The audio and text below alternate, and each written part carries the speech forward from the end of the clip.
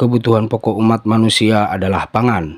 Dan jika bahan pangan sudah langka, maka apapun akan kita lakukan untuk mendapatkannya demi sekedar bertahan hidup. Lalu apa yang terjadi jika separuh bumi mengalami kelangkaan bahan pangan dan bertahan hidup dengan menguasai lahan-lahan pertanian yang masih tersisa? Hai guys, kembali lagi bersama Rian di sini. Kali ini Bang Rian akan membahas sebuah film berjudul 40 O'Cris, di mana kita akan melihat aksi sekelompok orang yang bertahan hidup di dunia yang separuhnya hampir tidak ada sumber makanan lagi, yang pastinya akan membuat kalian berpikir, kok bisa gitu? Ya bisa, karena begini ceritanya.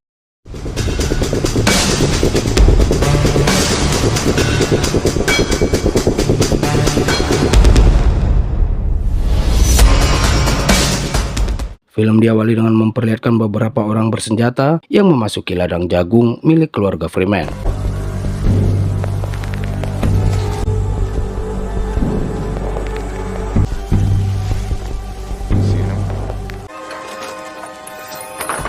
Ketika mencoba memanggil pemilik ladang yang kebetulan tinggal berdekatan dengan ladang itu tapi tak ada jawaban, orang-orang tersebut memutuskan untuk mulai mencari si pemilik ladang yang ternyata sudah mengetahui kedatangan mereka sampai tiba-tiba.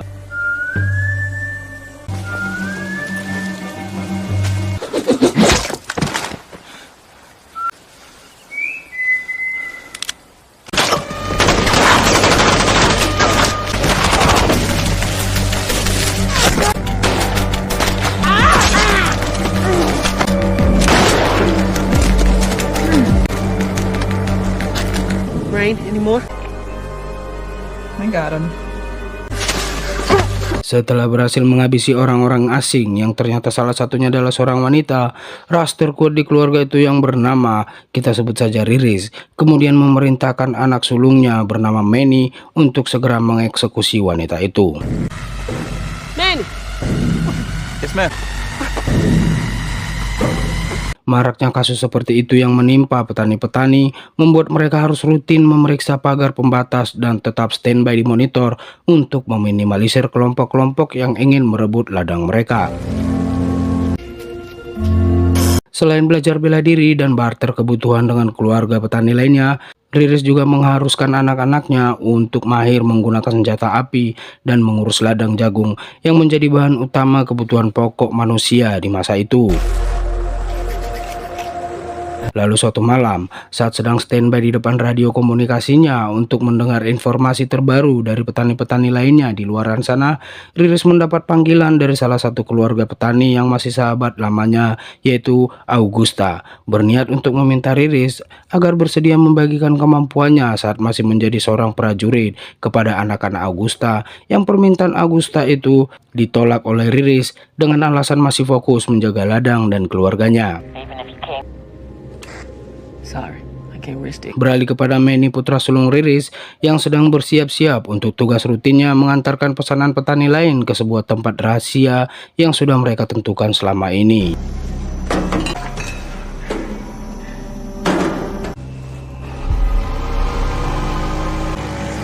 Sementara di tempat lain, Riris kemudian mendapat informasi dari Augusta tentang salah satu keluarga petani yang hilang kontak setelah segerombolan kanibal menyerang ladang mereka, yang membuat Riris mulai gelisah. Damn cannibals. Beralih kepada ayah tiri Manny bernama Lamhot yang terlihat sedang berpatroli, tiba-tiba terhenti setelah melihat sebuah mobil terbalik di tengah hutan.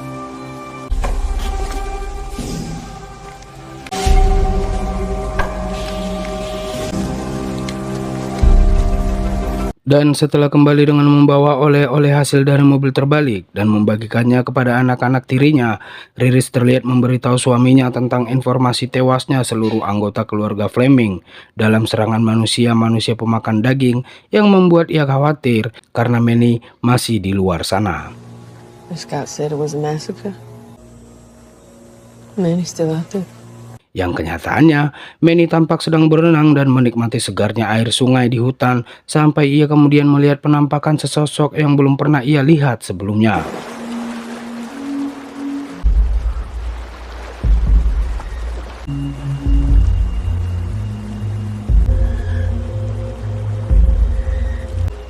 Penasaran dengan wanita misterius itu, Manny terlihat memantau pergerakan wanita itu sampai akhirnya tiba di sebuah hunian sebuah kelompok. Beralih kepada Riris yang membuat sebuah ritual atas bertambahnya usia salah satu putrinya bernama Rain. Dan saat ngobrol dengan sang suami sembari mengawasi putrinya, Manny pun muncul yang kemudian harus menerima teguran dari sang ayah karena sudah melewatkan acara spesial adik-adik perempuannya. Where the hell you been? Asked you where you been.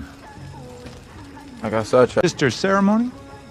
Dan saat Manny protes melihat hasil panen yang dibakar oleh ayahnya, sang ayah kemudian menjawabnya dan berkata kalau itu semua karena Manny yang akhir-akhir ini terlalu sibuk di luaran sana. Manny kemudian mengusulkan agar mereka lebih baik meminta bantuan dari petani lain. Riris pun pitam dan berkata kalau Manny tak perlu banyak bicara, cukup menikmati apa yang ada pada mereka saat ini, di tengah kesulitan yang dialami separuh penduduk bumi saat ini, karena mereka tidak butuh siapapun dan tidak butuh apapun. Keesokan harinya seolah tak peduli dengan teguran ayah dan ibunya, Manny kemudian menonaktifkan aliran listrik pada pagar pembatas, lalu kembali ke sungai berharap bertemu dengan wanita beberapa hari yang lalu. Tersihir dengan keindahan tubuh wanita di sungai, membuat jiwa keperkasaan Manny pun diuji.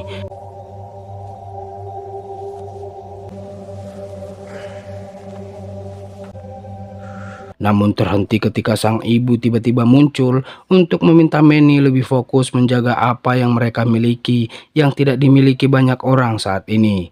Lalu meminta Manny untuk segera beristirahat agar besok dapat menemani ayahnya ke depo perdagangan. Yes, ma'am. You my left hand, man. I do better. Singkat waktu, saat tiba di depo perdagangan dan tidak menemukan siapapun di tempat itu, Manny, ayah, dan adiknya kemudian mencoba memeriksa setiap ruangan.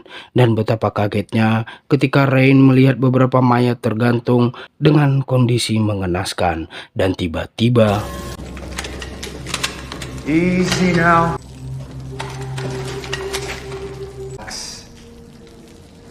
Everybody just... Setelah saling menahan diri, pria yang mengaku dari serikat itu kemudian bertanya tentang pertanian terdekat yang ingin mereka tuju. Karena merasa curiga, ayah Manny kemudian memberikan pertanyaan, apakah keluarga Fleming yang menyuruh mereka? Dengan polosnya, pria yang ternyata komplotan kanibal itu pun menjawab ya. Find out where they're from.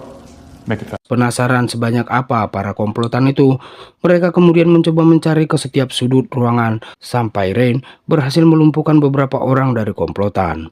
Dan saat akan mengambil beberapa barang bawaan pria terkapar, tiba-tiba...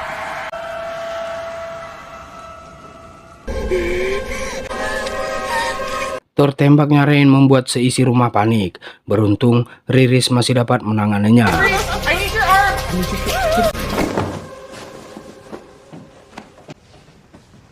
Tak lama kemudian, Riris mulai menghubungi Augusta untuk memberitahu insiden yang mereka alami.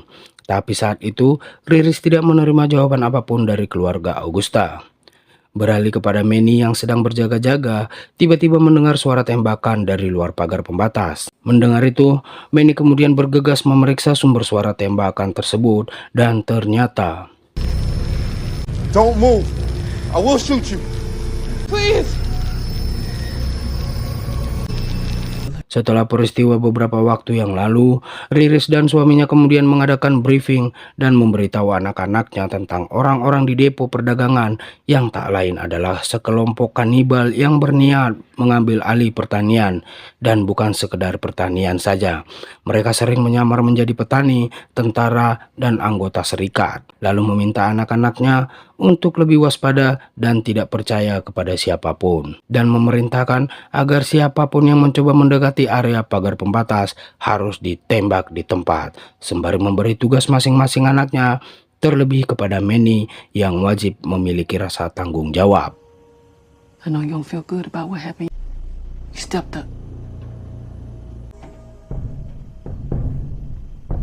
Keesokan harinya, Manny kemudian bergegas ke gudang untuk memeriksa keadaan hasil tangkapannya di pagar pembatas. Tampak Manny memperlakukan wanita itu dengan baik, mulai dari memberinya minum dan memeriksa luka di tangannya, sampai memutuskan untuk menjahit luka yang membuat wanita itu menolak usaha Manny tersebut. I'm trying to help. Are you? In case there's Just give me the gag. Sementara di tempat lain, Riris mulai menyisir hutan untuk memburu kelompok kanibal yang masih hidup. Melihat pergerakan di dalam hutan, ia kemudian menghubungi Manny yang saat briefing mendapat tugas untuk mengawasi pagar pembatas. Dan setelah tidak ada balasan dari Manny yang masih sibuk dengan tawanannya, Riris kemudian meminta salah satu anaknya menemui Manny agar meminta Manny untuk tetap berada di pagar pembatas. Kembali kepada Manny yang mulai membuka ikatan wanita yang memutuskan untuk menjahit lukanya sendiri.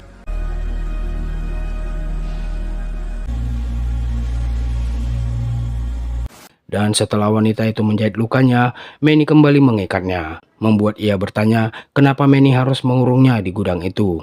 Manny kemudian menjawab kalau ibunya akan menghabisi wanita itu jika tidak mengurungnya di gudang tersebut. Dan setelah mendengar panggilan dari adiknya, Manny kemudian bergegas meninggalkan wanita itu. Hey, wait. Lalu saat makan malam, Riris terlihat meluapkan kekesalannya kepada Manny saat tidak mendengarkan perintahnya yang bisa saja mengancam nyawa mereka. Sebelum kembali menegaskan pentingnya rasa tanggung jawab kepada tugas masing-masing dalam menghadapi kelompok orang jahat yang bisa bersembunyi di mana saja. Keesokan paginya, Manny kembali kepada wanita di gudang dan meminta wanita itu untuk memberitahu asal-usulnya. Wanita itu kemudian berkata, kalau sebelum diserang oleh sekelompok kanibal, keluarganya memintanya untuk segera menemui keluarga Freeman, keluarga yang dapat membantunya. Sementara Riris masih terus menunggu kabar dari keluarga Augusta dari radionya. Kembali kepada Manny yang mengaku pernah melihatnya di sungai, yang ternyata alasan wanita itu ke sungai justru karena melihat Manny di hutan. Dan obrolan mereka pun semakin akrab, sampai tak sadar Riris mulai panik setelah mendapati Manny tak ada di kamarnya. Baby, calm down. Yo, you sweet like phantom. Whoa. You got me like whoa. I see this fine girl from low.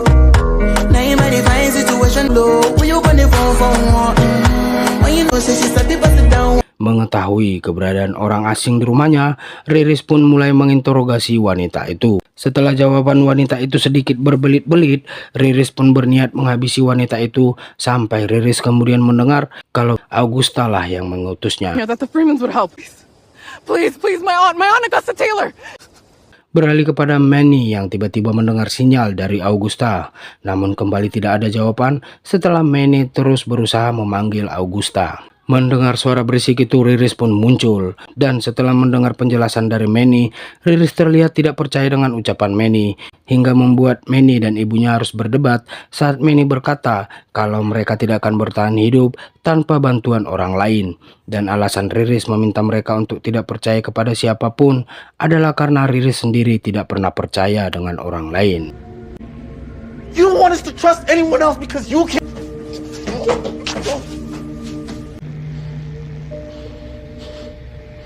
Sikap ibunya yang egois membuat Manny memutuskan untuk membantu wanita itu dan menghadapi kelompok itu sendiri. Menganggap wanita itu adalah sebuah jebakan, Riris pun memutuskan untuk segera mengejar Manny. Dan sayangnya, Manny dan wanita itu sudah sampai di pemukiman Augusta. Sementara di tempat lain, Lamhot mulai melihat pergerakan dari arah pagar pembatas. Ia kemudian segera bergegas memeriksa untuk memastikan listrik pada pagar berfungsi dengan baik.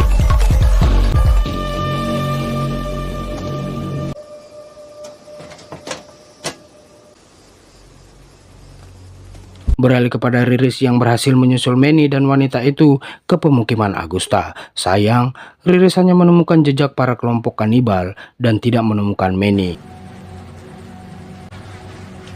Kembali kepada Manny yang akhirnya sadar kalau kelompok kanibal sengaja memecah fokus Manny dan keluarga saat wanita itu mengaku kalau kelompok kanibal lah yang menyuruhnya ke pemukiman Manny agar lebih mudah mengambil alih pertanian mereka. They wanted me to find how they've been taking over the farms by holding people's full. Kembali kepada Riris yang mencoba mencari Manny di setiap rumah di pemukiman Augusta. Dan saat ia memeriksa sebuah ruangan, tiba-tiba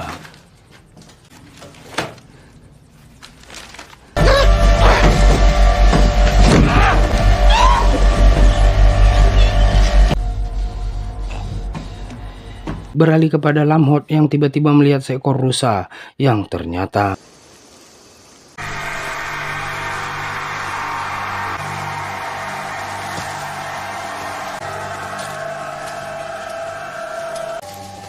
Oki yang menyadari kelompok kanibal sudah berhasil melewati pagar pembatas pun meminta adiknya untuk tetap diam di depan monitor, lalu bergegas ke arah jendela dengan senjata snipernya.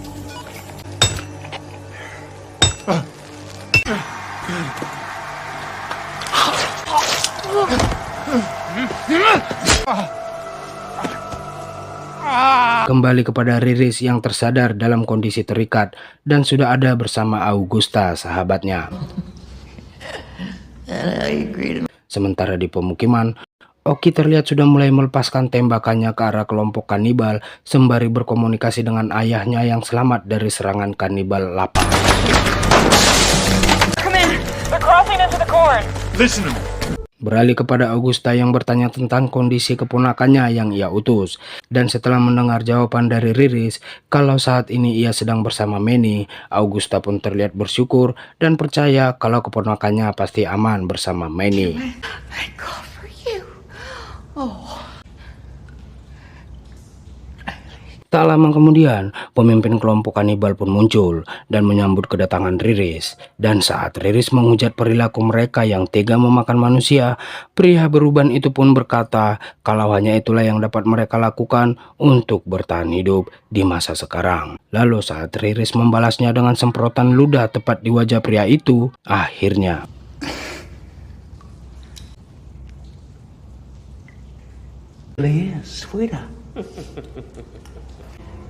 The boy's gonna need a meal.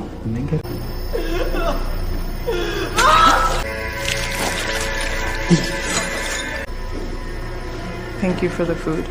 sementara di pemukiman, para kanibal sudah berhasil masuk ke dalam rumah. Kembali kepada Riris yang saat akan dieksekusi, akhirnya berhasil melumpuhkan salah satu kanibal dengan kemampuannya saat masih menjadi seorang prajurit.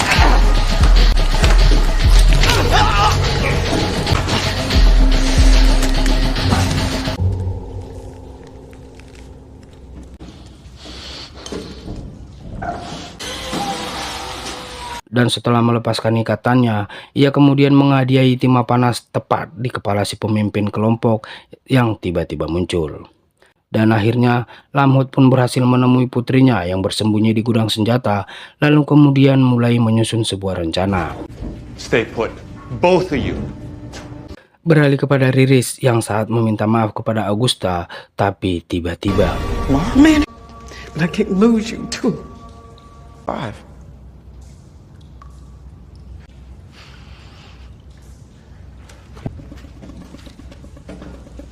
di pemukiman, Lamhot dengan kecerdikannya terlihat mulai melakukan aksinya.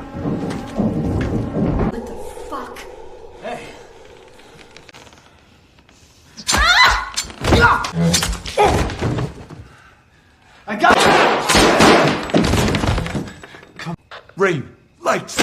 Kembali kepada Riris dan Manny yang kemudian memberitahu wanita itu tentang apa yang telah terjadi kepada Augusta, bibinya. Lalu meminta Manny untuk membawa wanita dan anak-anak Augusta untuk ikut bersama mereka. Mom, we can't just leave him here. Grab them children, let's go.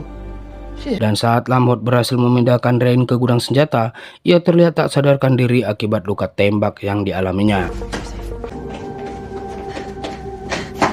Kembali kepada Riris, Manny dan keluarga Augusta yang akhirnya tiba di pagar pembatas.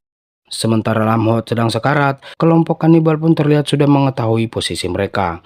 Oki pun berniat untuk membawa Lamhot keluar dari tempat itu, tapi Lamhot kembali memiliki ide cemerlang.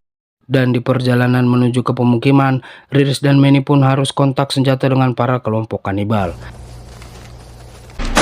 Take the kids to the food. I'll draw them away. No! Sementara kelompok kanibal lainnya akhirnya berhasil masuk ke gudang senjata lalu memerintahkan anak buahnya untuk memeriksa setiap ruangan di tempat itu. Check the rooms.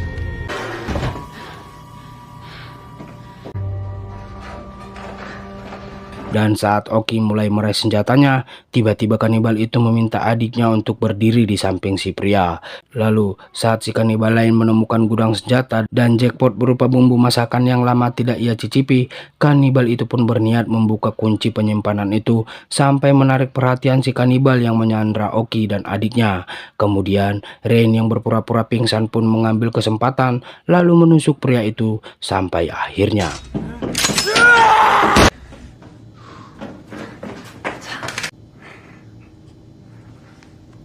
Sementara Manny dan keluarga Augusta akhirnya berhasil bertemu dengan ayah dan adik-adiknya.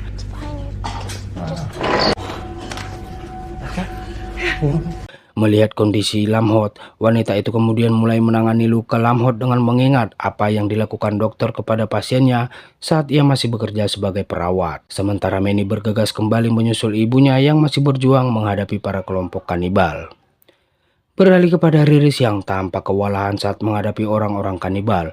Terlihat Riris dalam kondisi terluka harus bertarung dengan beberapa kanibal sebelum akhirnya Manny berhasil menyelamatkan ibunya yang dalam posisi terancam yang akhirnya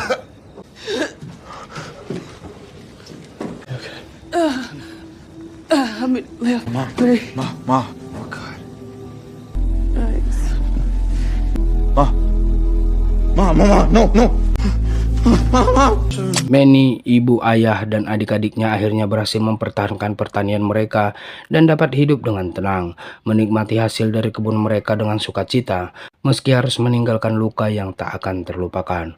Film pun berakhir dengan senyum kebahagiaan di wajah Riris, si ibu tangguh yang pantas disebut ras terkuat di bumi. Itu dia guys, alur cerita film berjudul 40 Acres. Dari film ini dapat kita simpulkan, keyakinan diri, kepatuhan, prinsip hidup dapat membawa kita ke tahap tidak mungkin menjadi sangat mungkin. Terlihat dari kesuksesan mereka mempertahankan tanah leluhurnya berkat keyakinan Riris yang tanpa perlu bantuan orang lain. Kepatuhan Manny dan adik-adiknya kepada Riris dan prinsip keluarga Freeman ini yang harus tetap bertahan meski harus menghadapi kelompok yang tidak sedikit jumlahnya. Bagaimana dengan kalian? Apa yang kalian dapatkan setelah menonton film ini? Tuliskan di kolom komentar sekarang. Dan jika kalian suka film ini, silakan like dan share. Agar kalian selalu mendapatkan update film terbaru secara gratis dari channel ini, langsung subscribe aja. Akhir kata, terima kasih sudah menonton. Sampai bertemu kembali di alur cerita film lainnya di sini. Dimana lagi kalau bukan di channel Begini Ceritanya.